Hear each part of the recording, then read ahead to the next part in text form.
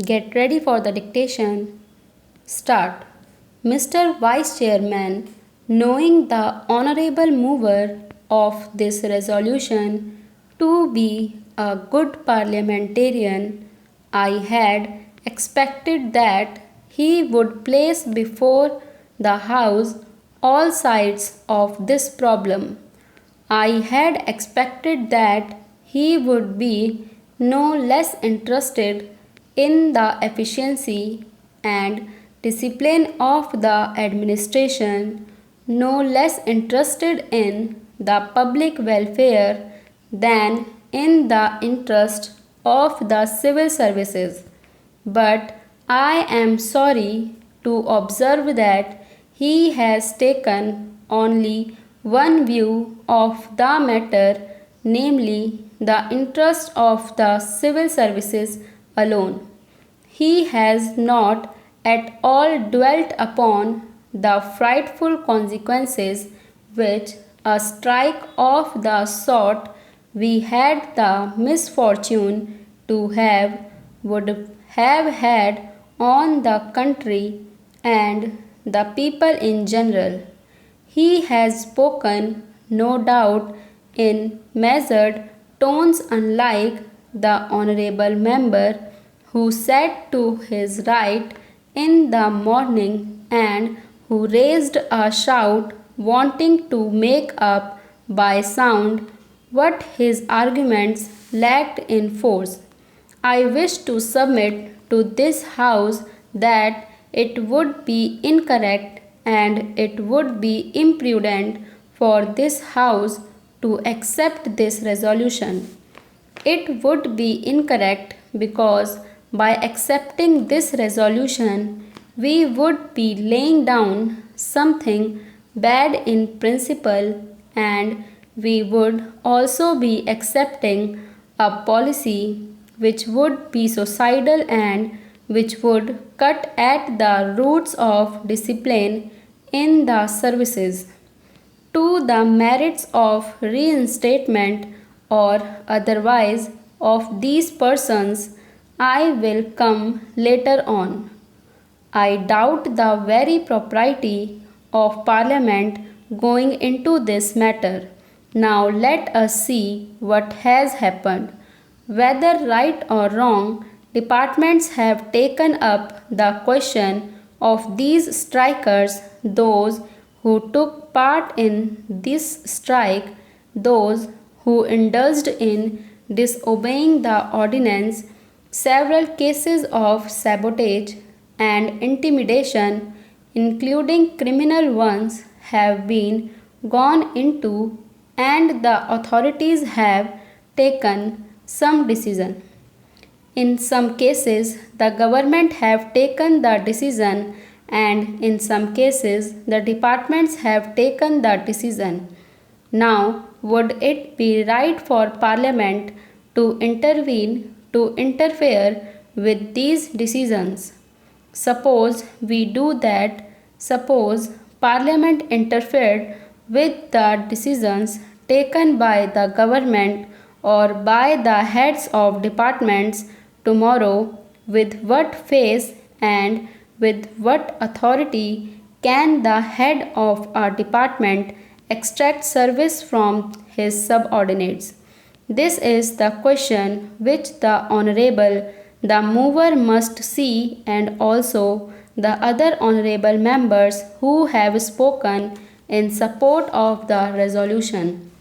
Unemployment is mounting up, and we have not been able to generate enough employment opportunities to provide even for those people who are entering the labor market today, perhaps to the extent envisaged during the 10th plan. The point that I want to make is that it is not quite justifiable to take only one aspect of the 10th plan period, namely the exigencies of capital mobilization, out of the context of the general economic situation in the country. When we are therefore making this huge tax effort, we will have to apply our mind with equal seriousness, if not more, to see that the income generation in the community is as great as is envisaged, so that the savings and investments could be affected without disturbing unnecessarily the consumption pattern in the community. Whenever there is any tax on corporations, this cry is raised, and this cry is always belied by what the industrialists themselves have claimed to be the sensitive barometer to find out the climate for capital formation. I mean the stock exchanges. This time, the stock exchanges have reacted quite favorably to the budget proposals as a whole, which clearly shows that whatever else may be the merit of the present budget proposals, it is certainly not anti capital. Last year also, the stock markets boomed up after the taxation proposals were announced. This time, though, they were a little hesitant at first. Ultimately, I think they have realized that there is nothing wrong with the taxation proposals, and they are now merrily mounting up. This is quite natural because there are so many benefits and advantages in our economy today that it is not difficult for the corporate sector to absorb a small rise of 5% in the corporation tax, which has been proposed by the Honorable Finance Minister. The economy of the nation today is more or less a closed economy because, due to the lack of external finances, imports have been virtually prohibited.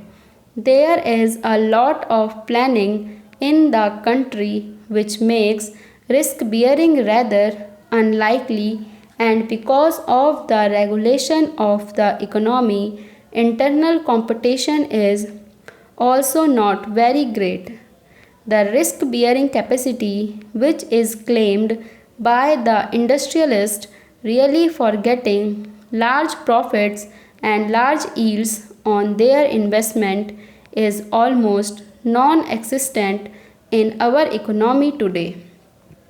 Our markets are expanding very fast, and the money generated is much more than the production of commodities, with the result that there are shortages in almost every commodity. It should not be difficult for the industrialist to absorb the small rise of 5% in the corporate tax.